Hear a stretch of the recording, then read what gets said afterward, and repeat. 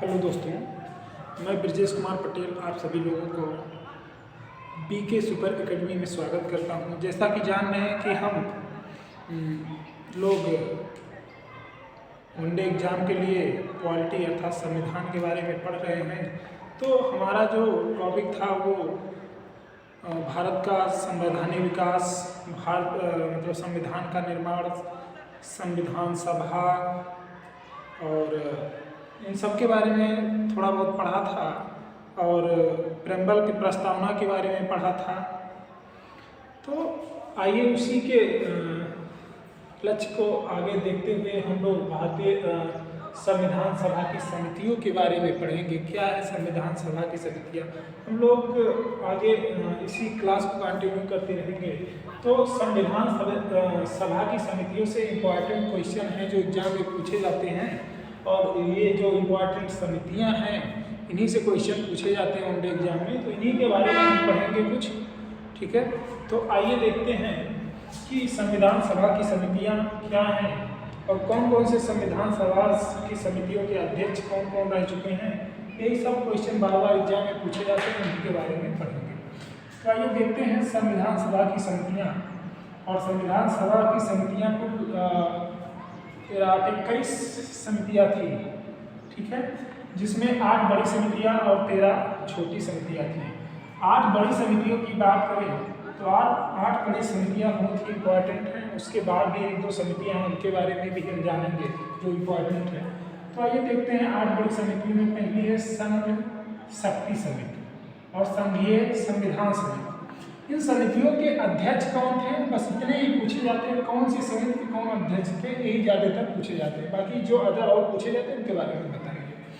संघ शक्ति समिति या संघीय संविधान समिति। देखिए यहाँ भी संघ जुड़ा हुआ है और यहाँ भी संघ जुड़ा हुआ है, ठीक है।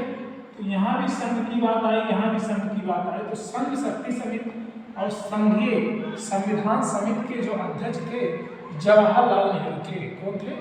जवाहरलाल नेहरू इनके अध्यक्ष थे। आइए देखते हैं प्रारूप समिति की बात करें तो प्रारूप समिति के जो अध्यक्ष थे डॉक्टर भीमराव अंबेडकर थे। कौन थे? डॉक्टर भीमराव अंबेडकर थे। आगे देखिए प्रांतीय संविधान समिति की बात करें, मौलिक अधिकारों एवं अल्पसंख्यकों संबंधी परामर्श समिति की बात करें, प्रांतीय संविधान समिति और मौलिक अधिकारों एवं अल्पसंख्यकों संबंधी परामर्श समिति के जो अध्यक्ष थे वो कौन थे? सरदार वल्लभ भाई पटेल थे। ये जो हमारा मौलिक अधिकार एवं अल्पसंख्यक संबंधी परामर्श समिति है, इसकी 5 उप समितियां थी। ये तो एक मुख्य समिति थी, इसकी उप समितियां थी और कितनी थी? 5, जिनको A, B, C, D और E के रूप में हमने दर्शाया है। अब इन उप समितियों के भी अध्यक्ष हुआ करते थे। तो आइए देखते हैं ये जो उप समितियां उनके बारे में देख लेते हैं। मौलिक अधिकार उप समिति, तो इसके जो अध्यक्ष थे वो JB कृपलानी थे। अल्पसंख्यक उप समिति जो था इसके जो अध्यक्ष थे HC मुखर्जी थे। उत्तरी पूर्वी सीमांत जनजातीय क्षेत्र को छोड़कर बाकी जो उत्तर पूर्वी सीमांत भाग है उसके जनजातीय क्षेत्र को छोड़कर गोपीनाथ बारदोलाई थे। सिंचित क्षेत्र को छोड़कर उप समिति जो था सिंचित क्षेत्र और बाकी सिंचित क्षेत्र के अलावा जो जगह बनती है उसके जो उप समिति थे वो समिति के अध्यक्ष कौन थे? तो वो थे AB ठक्कर। क्या नाम था? AB ठक्कर। उत्तर पश्चिमी फ्रंटियर जनजात क्षेत्र की उप समिति थी, लेकिन इसके अध्यक्ष कौन थे ये मतलब निर्धारित नहीं किया गया था कि इसके कौन अध्यक्ष हैं। तो ये इसलिए लिख दिया गया। प्रक्रिया नियम से, लेकिन इस नाम की उत्तर पश्चिमी फ्रंटियर जनजात क्षेत्र समिति थी। और कौन सी समिति थी? उप समिति थी। अब आ जाइए समिति। छठे समिति की बात करें तो प्रक्रिया नियम समिति। प्रक्रिया नियम समिति के जो अध्यक्ष थे डॉक्टर राजेंद्र प्रसाद। राज्यों के लिए जो समिति बनी थी उसके कौन अध्यक्ष थे? तो उसके अध्यक्ष जवाहरलाल नेहरू थे। संचालन समिति जो बनी थी, संचालन समिति के अध्यक्ष की बात करें तो संचालन समिति के अध्यक्ष कौन थे? डॉक्टर राजेंद्र प्रसाद थे। तो ये 8 समितियां थी, जो बड़ी समितियां थी, ये 8 थी और 8 के अध्यक्ष के बारे में हमने आपको बताया, जिसको फिर से एक बार रिकॉल करवा देते हैं। संघ शक्ति समिति या संघीय संविधान समिति के जो अध्यक्ष थे वो कौन थे? जवाहरलाल नेहरू थे। कौन थे? जवाहरलाल नेहरू थे। ठीक है। प्रारूप समिति के जो अध्यक्ष थे कौन थे? भीमराव अंबेडकर। प्रांतीय संविधान समिति और मौलिक अधिकारों एवं अल्पसंख्यकों से संबंधित परामर्श समिति के जो अध्यक्ष थे वो कौन थे? सरदार वल्लभ भाई पटेल थे। प्रांतीय संविधान समिति और मौलिक अधिकारों एवं अल्पसंख्यकों संबंधी परामर्श समिति के अध्यक्ष कौन थे? सरदार वल्लभ भाई पटेल थे। इस मौलिक अधिकार एवं अल्पसंख्यक संबंधी परामर्श समिति की 5 उप समितियां थी। इन उप समितियों का नाम मौलिक अधिकार JV कृपलानी अध्यक्ष थे, अल्पसंख्यक HC मुखर्जी अध्यक्ष थे, उत्तरी पूर्वी सीमांत जनजातीय क्षेत्र को छोड़कर गोपीनाथ बारदोलाई अध्यक्ष थे, सिंधी क्षेत्र को छोड़कर उस समय AV ठक्कर इसके अध्यक्ष थे, उत्तर पश्चिमी फ्रंटियर जनजातीय क्षेत्र की उप समिति थी, लेकिन इसका कोई अध्यक्ष नहीं था। छठे की बात करें तो प्रक्रिया नियम समिति, इसके अध्यक्ष की बात करें तो डॉक्टर राजेंद्र प्रसाद थे और राज्यों के लिए एक समिति बनी हुई थी। तो ये राज्यों के लिए इस समिति के जो अध्यक्ष थे वो कौन थे? जवाहरलाल नेहरू थे। बात करें संचालक समिति, तो संचालक समिति के जो अध्यक्ष थे वो डॉक्टर राजेंद्र प्रसाद थे। तो राजेंद्र प्रसाद 2 समितियों के अध्यक्ष थे, एक तो प्रक्रिया नियम समिति और दूसरी संचालक समिति। जवाहरलाल नेहरू 3 समितियों के अध्यक्ष थे, राज्यों के लिए समिति, संघीय संविधान समिति और संघ शक्ति समिति। सरदार वल्लभ भाई पटेल तो समितियों के अध्यक्ष थे, प्रांतीय संविधान समिति और मौलिक अधिकारों एवं अल्पसंख्यकों संबंधी परामर्श समिति के। 5 उप समितियां थी, 5 उप समितियों के अध्यक्ष को हमने बता दिया आप लोगों को।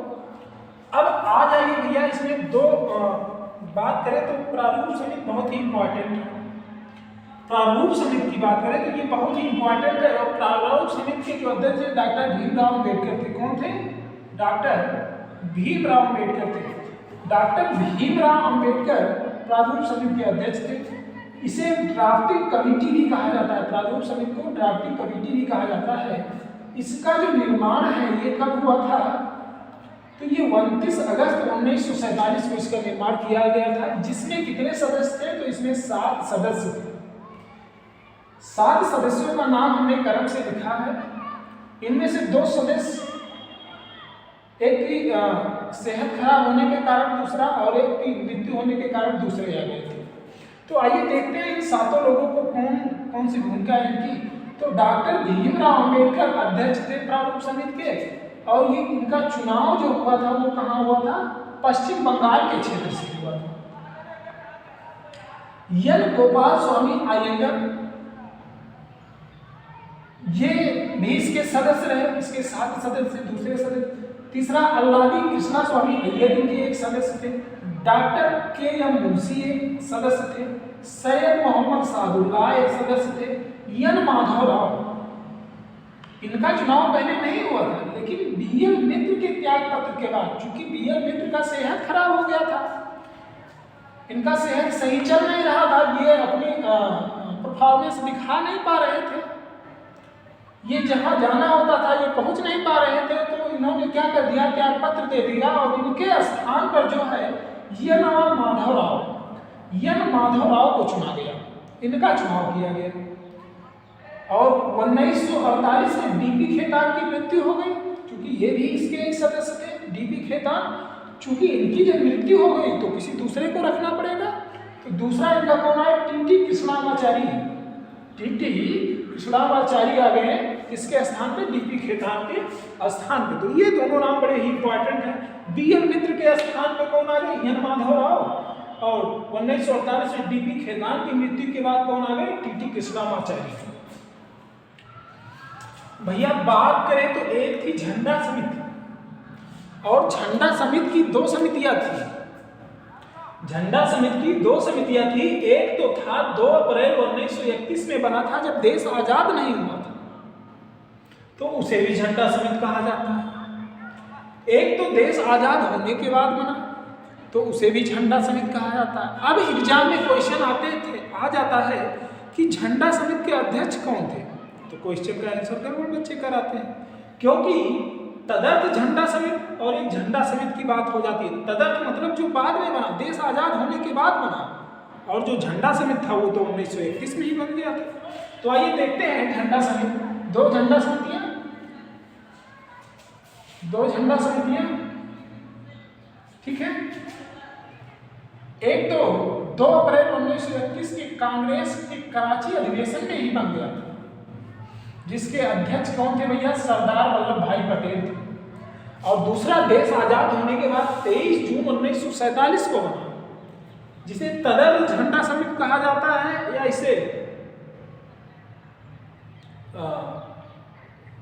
राष्ट्रीय ध्वज समिति भी कहा जाता है। क्या कहा जाता है? राष्ट्र ध्वज समिति। क्या कहा जाता है भैया? राष्ट्र ध्वज समिति भी कहा जाता है। जो तदर्थ झंडा समिति है इसे राष्ट्र ध्वज समिति भी कहा जाता है। और ये 23 जून 1947 को बना, जिसके अध्यक्ष डॉक्टर राजेंद्र प्रसाद थे। कौन थे? डॉक्टर राजेंद्र प्रसाद थे। तो आइए देखते हैं कि संविधान सभा के वाचन क्या है। तो संविधान सभा के वाचन की बात करें तो संविधान सभा में 3 वाचन हुए थे। पहला वाचन 6 दिसंबर 1946 से 14 अगस्त 1947 तक हुआ। दूसरा वाचन 15 अगस्त 1947 से 26 नवंबर 1949 को हुआ। और तीसरा वाचन 27 नवंबर 1949 से मार्च 1952 तक। कब तक? मार्च 1952 तक चला था, ठीक है। तो 3 वाचन हुए थे संविधान सभा के, 6 दिसंबर 1946 से 14 अगस्त 1947 तक, और 15 अगस्त 1947 से 26 नवंबर 1949 तक, और 27 नवंबर 1949 से मार्च 1952 तक जो है 3 वाचन हुए, ठीक है। तो आइए हम एक बार फिर से रिकॉल करवाते हैं आप लोगों को संविधान सभा की समितियों के बारे में। बात करें तो संविधान सभा में कुल 21 समितियां थी, जिसमें 8 बड़ी थी और 13 छोटी समितियां थी। 8 बड़ी समितियों में संघ शक्ति समिति और संघीय संविधान समिति के अध्यक्ष जवाहरलाल नेहरू थे। प्रारूप समिति के अध्यक्ष डॉक्टर भीमराव अम्बेडकर थे। प्रांतीय संविधान समिति के अध्यक्ष और मौलिक अधिकारों एवं अल्पसंख्यकों संबंधी परामर्श समिति के अध्यक्ष सरदार वल्लभ भाई पटेल। ये जो मौलिक अधिकार एवं अल्पसंख्यक संबंधी परामर्श समिति है, इसमें 5 उप समितियां थी और 5 उप समितियों में मौलिक अधिकार जेबी कृपलानी अध्यक्ष थे, अल्पसंख्यक एच.सी. मुखर्जी अध्यक्ष थे, उत्तर पूर्वी सीमांत जनजातीय क्षेत्र को छोड़कर गोपीनाथ बारदोलाई अध्यक्ष थे, सिंचित क्षेत्र को छोड़कर उप समिति एवी ठक्कर अध्यक्ष थे, और उत्तर पश्चिमी फरंगी जनजातीय क्षेत्र की उप समितियां का अध्यक्ष कोई नहीं था। प्रक्रिया और नियमन समिति के अध्यक्ष डॉक्टर राजेंद्र प्रसाद थे। राज्यों के लिए जो समिति थी जवाहरलाल नेहरू अध्यक्ष थे, और संचालन समिति के अध्यक्ष डॉक्टर राजेंद्र प्रसाद थे, ठीक है भैया। हमने बताया झंडा समिति, 2 अप्रैल 1931 को कराची अधिवेशन में अध्यक्ष सरदार वल्लभ भाई पटेल। तदर्थ झंडा समिति या राष्ट्रीय ध्वज समिति 23 जून 1947 को अध्यक्ष डॉक्टर राजेंद्र प्रसाद। ये जो प्रारूप समिति थी इसमें 7 सदस्य थे। 7 सदस्यों के बाद में डॉक्टर भीमराव अम्बेडकर अध्यक्ष थे, M Gopal Swami Ayyangar, Alladi Krishna Swami Iyer, doctor K M. Munshi, Syed Mohammad Saadulla, N. Madhavrao, T T. Krishnamachari. चूंकि एन. माधवराव का चुनाव बी.एन. मित्र के स्थान पर सेहत खराब होने के कारण और टी.टी. कृष्णामाचारी का जो चुनाव हुआ वो 1948 में टी.बी. खेतान की मृत्यु के बाद। बात करें तो ये जो भीमराव अम्बेडकर है, इनका चुनाव पश्चिम बंगाल से हुआ था। पहले इनका चुनाव मुंबई से हुआ था, लेकिन देश बंटने के बाद इनका पाकिस्तान और भारत अलग होने के बाद इनका चुनाव 1947 में जो हुआ वो कब हुआ? पश्चिम बंगाल के क्षेत्र से हुआ। 3 वाचन हुए, हमने आपको वाचन के बारे में बता दिया भैया। हमको लगता है कि ये जो संविधान सभा की समितियां आप लोगों को अच्छे से समझ में आ गई होगी, और आगे हम इसी प्रकार एक टॉपिक आप लोगों को देते रहेंगे। और जहां तक हमको लग रहा है कि आप लोगों को ये टॉपिक अच्छे से समझ में आया होगा, तो आप लोग स्क्रीनशॉट वगैरह भी ले सकते हैं। इसका बहुत ही अच्छे से इसको लिखा गया है। थैंक यू, धन्यवाद।